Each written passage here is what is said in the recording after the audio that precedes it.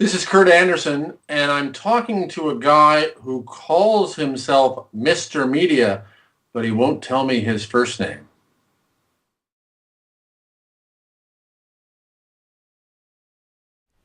Today on Mr. Media, I'll talk to writer Marcy Miller. She's the author of a new sex and dating book for women over 40 titled Rebooting in Beverly Hills. Stick around. This is definitely one of those only in Hollywood stories.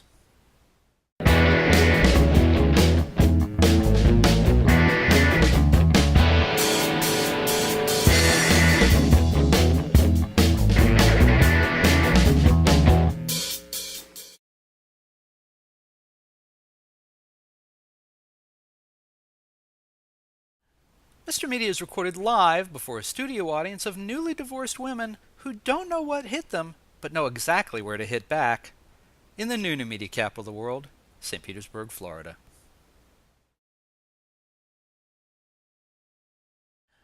Attention men. Do not, I repeat, do not marry Marcy Miller.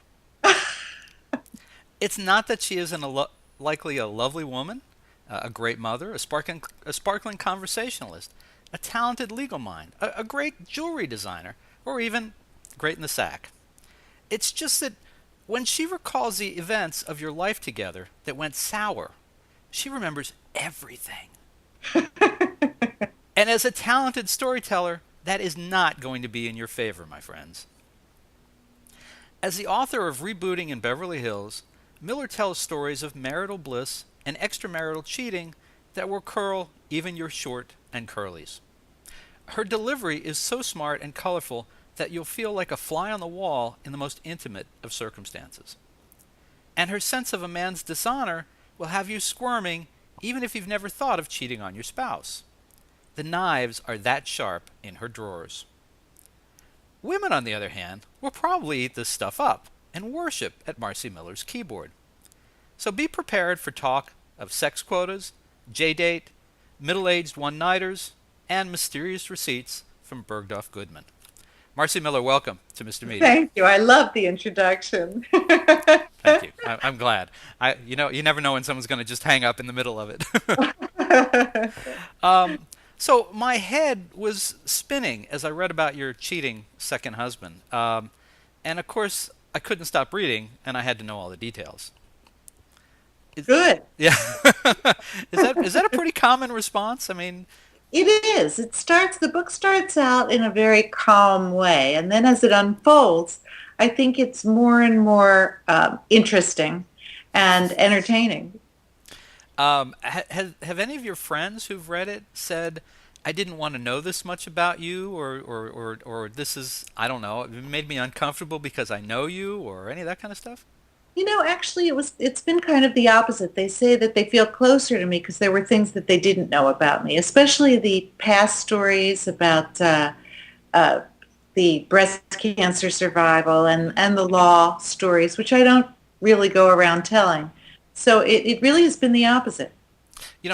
With there's the stories of your second husband and the cheating and how you discovered it, and that's all. I mean, it's fascinating and it's a little lascivious, and we got to read it. But the thing that really cut to the quick for me was at one point you talk about an email that I guess one of your girlfriends sent out about your situation, about your personal life, and sent it out to a whole bunch of other women, some women you didn't know, and of course those things get spread around. To me, that was almost a worse betrayal than what the husband did. It really was. It was like a sucker punch because these were the women that I needed around me. The estrogen fix of your girlfriends when you're really feeling low, and then by mistake, I was on that email string. That's how I found out about it. That's awful. So I turn on my computer, and there is stories about me going out into the world in one of my most vulnerable times, and it was really, really devastating. Did you ever deal one-on-one with the person who sent it? No, I didn't. I felt I believe in karma, and she's going to have to live with that one. So was it done? We'll get off this in a second, but I mean, this really struck me. Was it done maliciously? Did she think she was helping you? I don't think so. I Hmm. think it was just gossip. Ah, I say gossip is a dreaded disease, and it is. If you're a gossip, this was really exciting and fodder, and here the seemingly perfect couple is coming undone through cheating, and I think there was a certain amount of joy taken in spreading it, which makes it much worse. a gossip's a funny thing. My brother, who never gossips about anyone, it's just not his thing, called me earlier today to tell me that his next door neighbor, who has always been kind of a pill, who would complain if the lawn man they've got wooded area behind them. If instead of throwing the grass clippings in the trash, dump them in the woods, or if something was askew at my brother's house, or if he came over on the rare occasion that the neighbor would came over, he would complain that their house wasn't neat enough, and he gave this impression of himself. Well, my brother just found out that the guy was foreclosed on his house. Oh my And God. I mean, it was like he was just shocked because he just thought this guy had created this world for himself. And I mean, my brother's not going to send an email or gossip to anyone else, but gossip's a funny thing. I mean, talking about people, we can't really resist it, I guess, at times. I do think part of it's human nature. I think in this particular situation went beyond that. I think that studies have shown that women bond through gossip, but this was not meant to be a nice bonding experience. Right. Now I see that. So one of the things I need to ask you at the top here, and I went back and looked a second time, it didn't seem to me that I saw anything in the book about names being changed to protect the guilty. Are these real names I'm seeing? No, not at all. And Ah.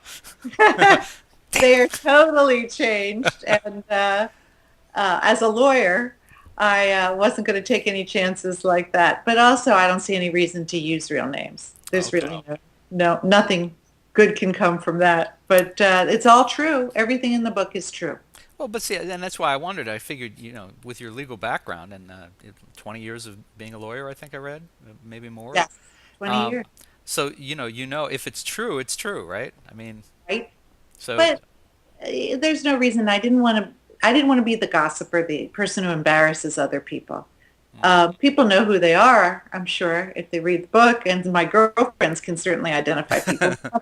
Nothing major, that's for sure. all right, all right. So I mean, what prompted you to share so much of your personal life in a book, as opposed to, like you said, we talking about, you talk to your girlfriends, that's one thing, but when you put it on paper, and you sell it to anyone, it's everywhere. I mean, it can be anywhere, and why do it?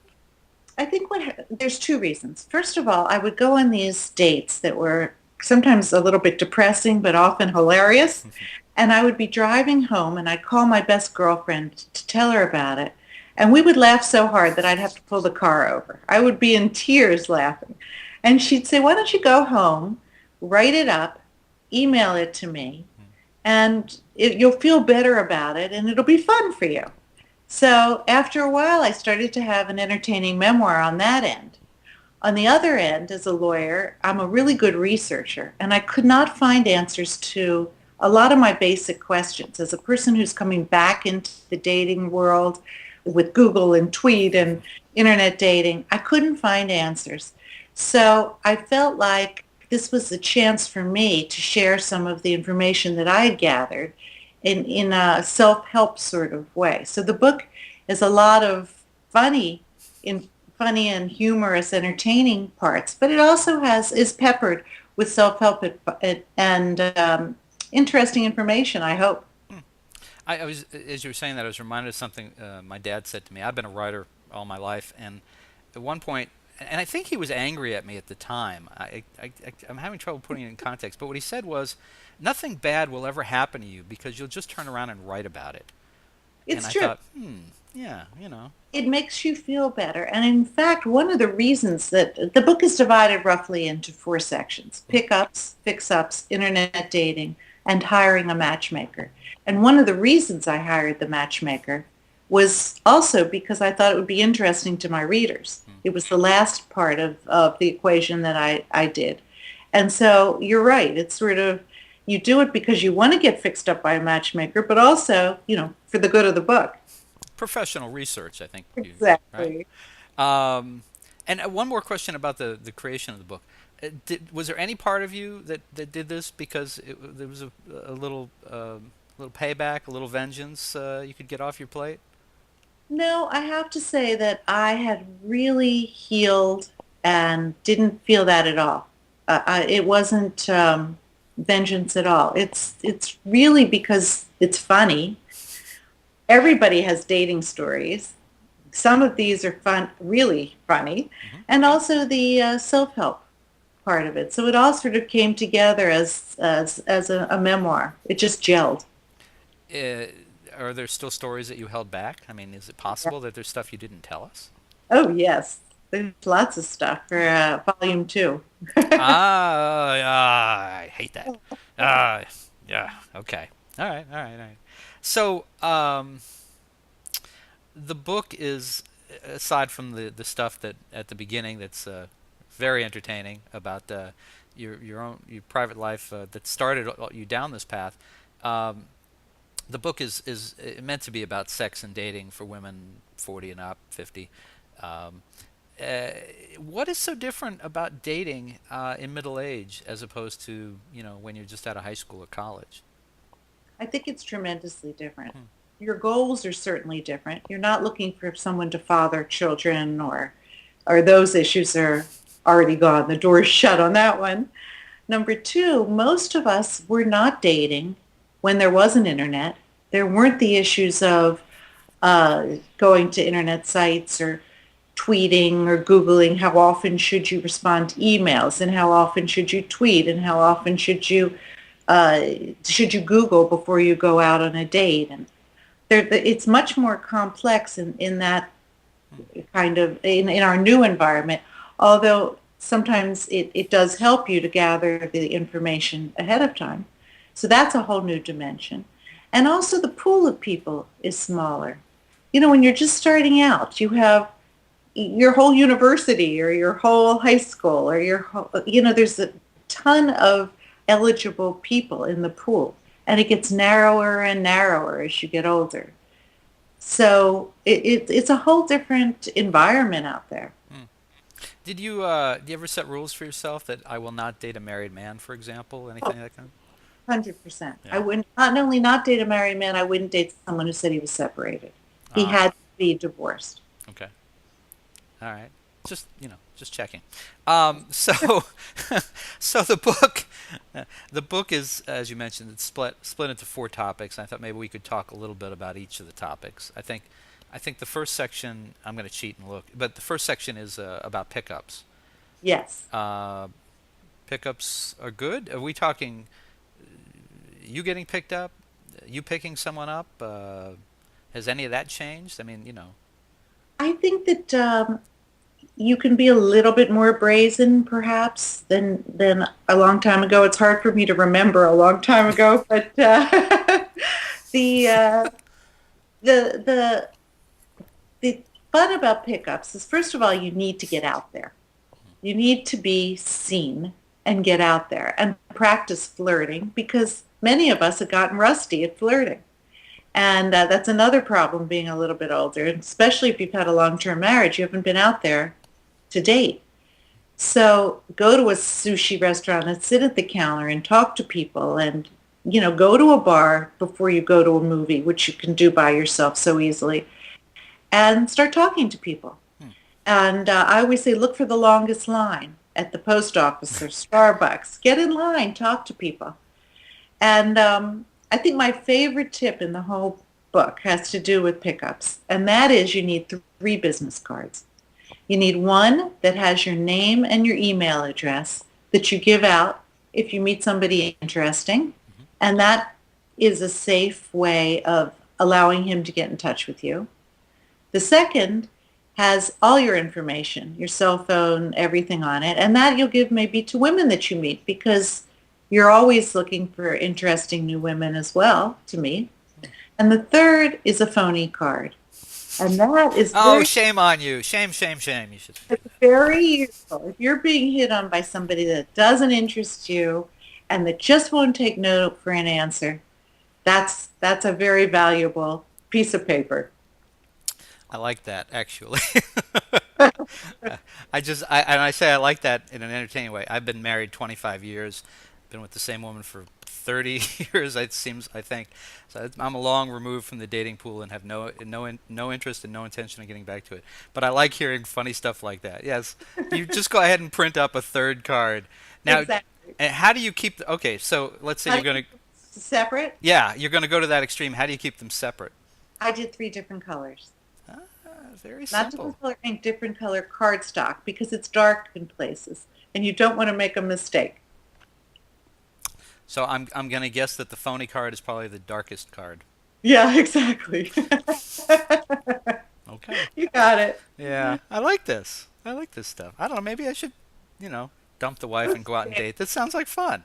Dare. It's not fun. It's hard. It's hard work. It's drudgery sometimes. Yeah. Especially, as a girl, you put on your makeup and you maybe get your hair blown and you go through a million outfits till you find the perfect outfit and then you go and you meet the guy and it took you longer to get dressed than the date. And it's funny. I had a fella on the show a few months ago. Oh gosh, I can't think of his first name. He wrote a book called 44 Horrible Dates. It was about gay dating, and it was fascinating to read in that. And I didn't realize until I got into reading the book that he was gay and that stories were largely about dating other men. But it's the same. The problems and the issues are exactly the same. And, It was so funny. and it's Sad, also but funny. it's the same with different ages. The book I like to say is for women over 45 or 50, but it isn't really. My young friends have the same issues, and they read the book and say, "Boy, we're there with you." So it does seem to span all age groups. If I was ever going to let my teen daughter date, I would tell her to get three cards, but she's never going to date, so I'm But not. that's you're gonna lock her in her room. Absolutely. I'm just going to tell her she can't date. I think that'll be enough, don't you think? Oh, of course, that's very effective. Yeah. Anything you tell her not to do, it's the first thing she's going to do. So I will not do that. All right. So tell me about fix-ups. This would be having your Okay, friends make a connection, someone you work with, something like that.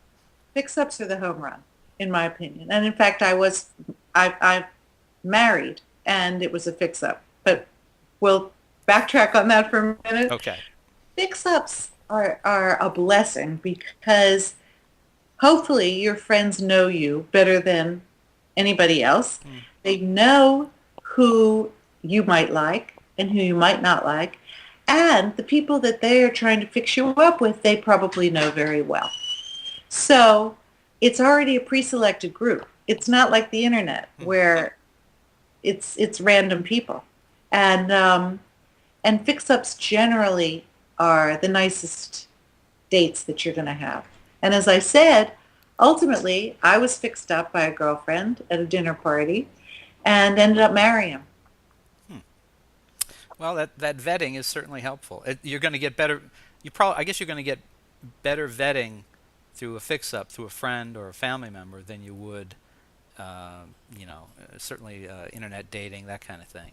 Absolutely. And you hope that they aren't going to fix you up with an axe murderer or, it's going to be a reasonably safe and nice guy. Gee, Bob seemed like such a nice guy. Who knew? Right? All right. So speaking of, I mentioned internet dating. You did JDate, I think, Did right? So date. what are the pros and cons of internet dating? Well, the pros are it opens the pool. Certainly, because they're people, you can put in the geographic area you want, you can put in the types of people you want to attract, and then go through them slowly but surely, and then try to make a connection, and then meet up with them in a very casual circumstance. So those are the pros. The cons are you have no idea who you're meeting. That might be Really. cons. Yeah, well, that's what happened. And there's really, I'm Ivy League educated. I'm a lawyer. I've been around the block. There's really no way to protect yourself because the man that I ended up going out with was charming and smart and delightful, and it was not a happy ending on that score. Mm. Well, Yeah, but that's part of life. And what I say to women, I do a lot of book signings, and women come up afterwards and tell me their story, and I love that. mhm, But what I say to them is, this is your life. You've got to enjoy it because the process is drudgery. mhm, So find something that you like about it. You've got to laugh. You've got to enjoy it. You have to say, well, at least I'm out and about, or I had a nice dinner, or I met a nice man who's not right for me. And if it's a nice man, pass him on to your girlfriends. Fix him up. hmm. And maybe they'll fix you up with somebody who isn't right for them. And make this into something that's pleasurable, because if not, it really does become a chore. I'm curious, with the internet dating, because you have the option of selecting the geographic area, and let's say for women in their 40s and 50s or 60s, whatever it might be, let's say that you're well-to-do, you have resources. You wouldn't have to just say, okay, just Beverly Hills. I mean, you could say California, or you could say SoCal or whatever, because you have the ability to go different places. Is that a good thing or a bad thing? You can say St. Petersburg if you want. You Don't know, do you that. You're going to get me in trouble now. but you could put the area. Hmm. I was not interested in a long distance relationship. I think maybe some women are, and it's just not something that I wanted to enter into. I already had done that in the past, and I just find them too difficult. And travel has gotten, much more of a hassle. So my geographic area was much smaller than a lot of women. But I also think that that's one of the great things. You can start out smaller, and then in a couple months, if you want, you can expand it. You're not stuck with the first thing you write down. Or the first person you meet. That's for sure. The one thing I do think is important is to not lie in your profile. And what I found is everybody lies. In my case, I'm 6 foot tall. And so many men lied about their height, which I don't understand, because if I'm going to meet them, I'm going to see what their height is. And so if they said they were 6 feet and they were 5'5", why bother? Why bother doing something like It's that? that whole Tom Cruise, Katie Holmes thing all over again, right? I mean, he lied, and when he met her on the internet, he said, I'm 6 feet, just like you are. He's That's not. right. Not as for He's 5'4" if he's an inch. that work. Yeah. So Sorry. yeah. I think you just have to be honest so that you don't waste your time or the other person's time. But other than that, you can change a lot of your preferences too. Now, you mentioned the last of the four areas was matchmaking, and this was the one that you went to strictly for professional research. Yeah. So tell folks what professional matchmaking was like in your experience. Well, I'm sure that they've seen in the back of magazines the matchmakers ads, and they always have really pretty women, and they're expensive. And I thought this could be interesting because they will have a different selection of men who don't want to be on the internet and want help in finding women. Hmm. So I went to her. It was expensive. She charges double for men than for women. And if there's a marriage, there's a premium paid. So if she makes a match, she gets a premium. So I thought, okay, she's got an incentive here. In fact, I would say, looking back on it, my worst dates were from the matchmaker. Because what really happened was she would show the pictures of the women to the men, and if they were interested, she would make the match happen. And there wouldn't be a lot of background discussion. So you assume, as the woman, that he's already found out about you and he likes the things you like and the things you put in your internet profile. But in fact, there was very little of that. So it was just based on appearance. Exactly. It Huh. was based on appearance. And I did meet some interesting men, but I had some very terrible dates. I really did. And it was even more disappointing because I paid for them. Yeah. That's got to smart a little bit. It really does. Yeah, that would be kind of tough. Now, so of the four, and maybe you said this, I apologize. Which would be your most recommended route? Fix up, right? 100%. Okay. 100% fix-ups. And what I did was, I recommend this to women, I went to one of the most crowded places in Beverly Hills. In this case, it was the shoe department of Neiman Marcus. And I stood there pretending I was shopping, and I would strike up conversations with women and say, oh, and by the way, if you know anybody, I'm on the market.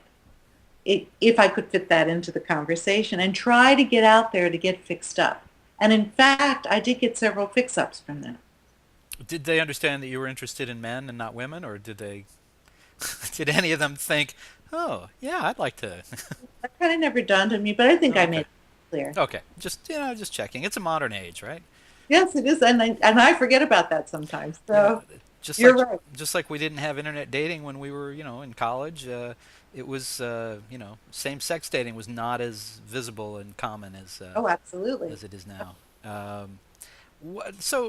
Despite all the guidance in the book, you've made the point, I think, in a couple ways, that you're not suggesting the book just to women to find Mr. Right, so much as for them to, go on a little discovery of themselves, find themselves a little bit, get more comfortable with themselves, understand what they're looking for. Or am I overstating this, or is this? That's exactly right. It is not about finding Mr. Right. It's about being so comfortable and happy in your own skin Mhm.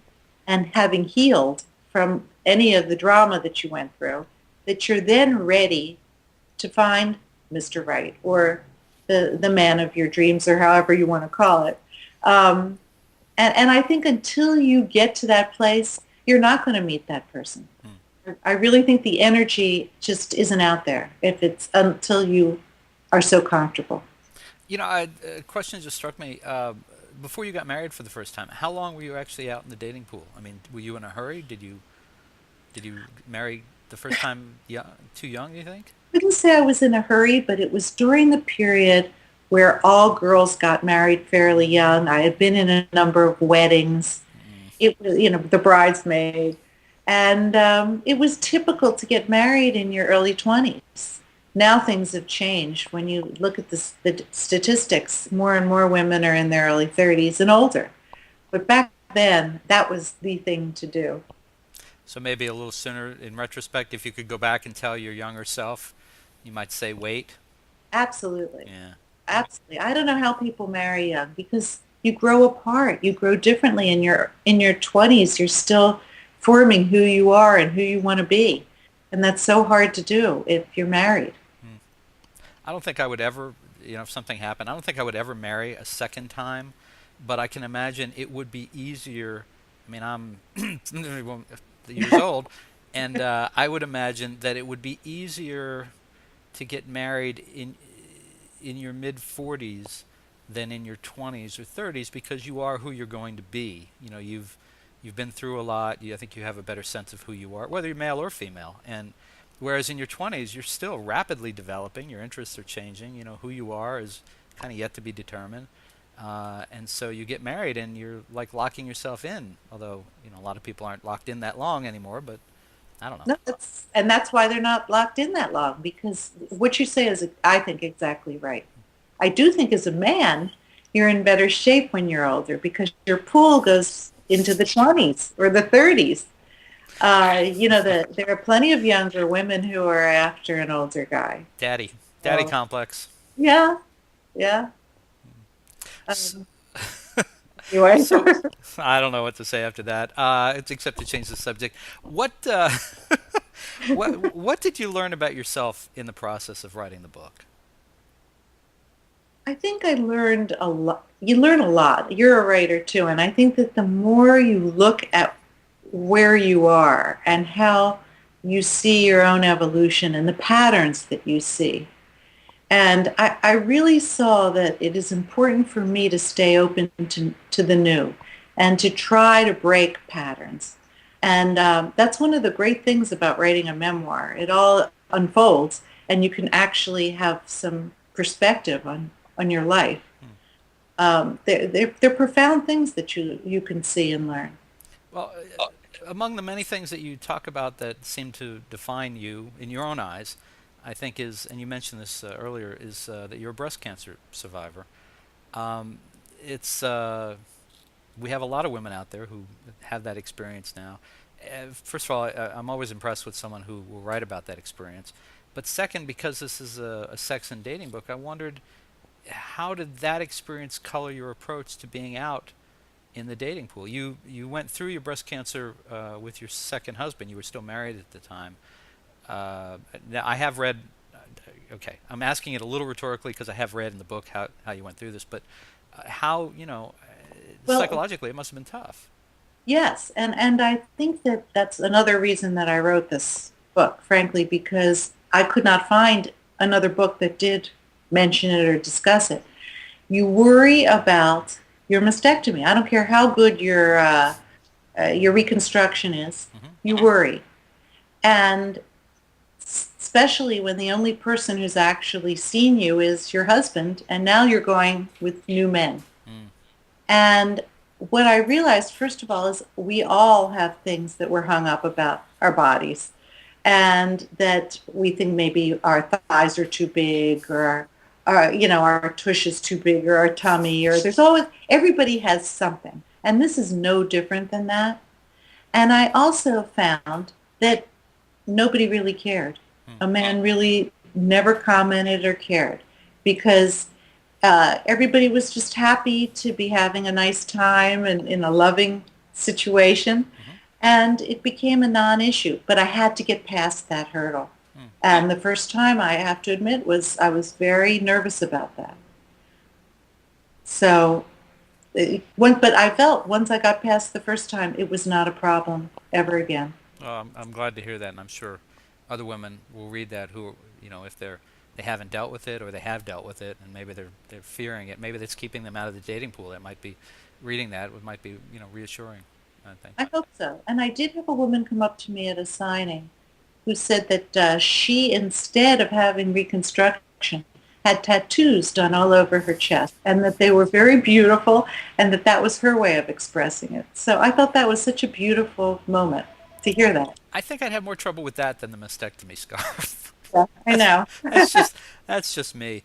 I would like to think that talking about hopefully men being more settled and experienced, that by the time you're in your 40s and you yourself have dealt with probably a lot of health issues and you've seen a lot, that you're going to be a little better at handling that than, I mean, if you had dated a 22-year-old boy, not a man, but a boy at 22, and you had to disclose or expose that might have gone differently than dealing with a mature man. I agree. And I think a lot of it was in my mind. It certainly wasn't in his. It was my hang-up that I had to get over. We just want to get women naked. We're not really, I mean, And it's like as my friend said, you're the only naked woman in the room. So you know what? That's exactly it. Your enthusiasm. Well, anyway, enthusiasm can carry the day. Let's just leave it go at that. So, so Marcy, you're designing jewelry now. Can people find that online? Do they have to find where do the people find your work? MarcyMillerJewelry.com. I have a beautiful website, and I work with pearls. They're my specialty, and colored stones and gold, and I think very beautiful. I love jewelry. I'm sure most of the women love jewelry. Well, it seems like you're doing pretty well for a second act. Oh, well, thank you. Yeah, Thank you're you. welcome. You're welcome. Well, folks, listen, you can find Rebooting in Beverly Hills by Marcy Miller in great bookstores everywhere, or you can order it right now at a great price at MrMedia.com by way of Amazon. And Marcy, your other website for the book is rebootinginbeverlyhills.com, right? That's right. And I think people can find you with that, typing that into Facebook as well. Is that right? Absolutely. Okay. The book, it's a fun read. It's a little sad at times, but it's, it's definitely, people who are interested in gossip will definitely enjoy it, and women who are interested in dating and sex past a certain age will enjoy it and find a lot to be entertained by, and maybe get some good advice in there. And thank you so much for joining us, Mr. Media, today. This was a delight. Thank you. Thank you.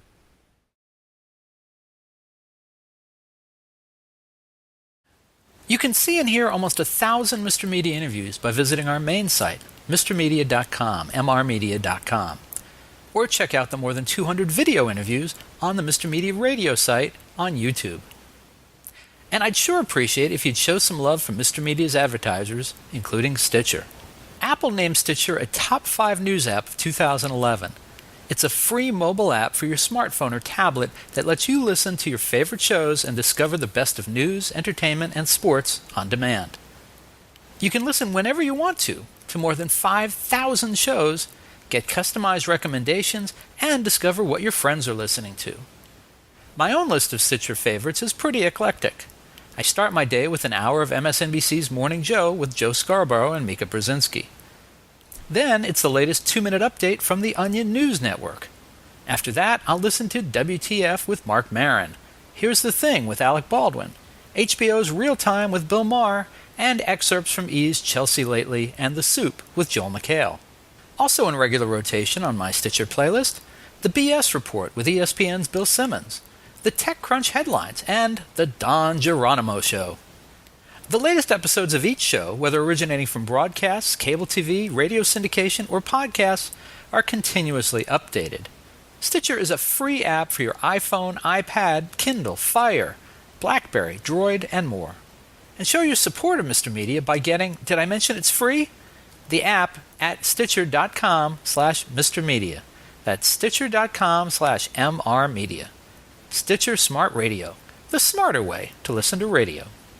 We're also supported by Audible. Check out Audible's 30-day trial membership and download the audiobook version of the book everyone's been talking about, 50 Shades of Grey by E.L. James. Sign up for your free trial today at audible.com/radio. Again, audibletrial.com/radio. And finally, if you need a disc jockey for a wedding, bar mitzvah, corporate event, or just a big old party, please consider calling 1-800-DIAL-DJs, the party authority for all your party entertainment needs. You can call 1-800-DIAL-DJs or go to their website, 1-800-DIAL-DJs.com, and tell them Mr. Media sent you. And thanks for listening.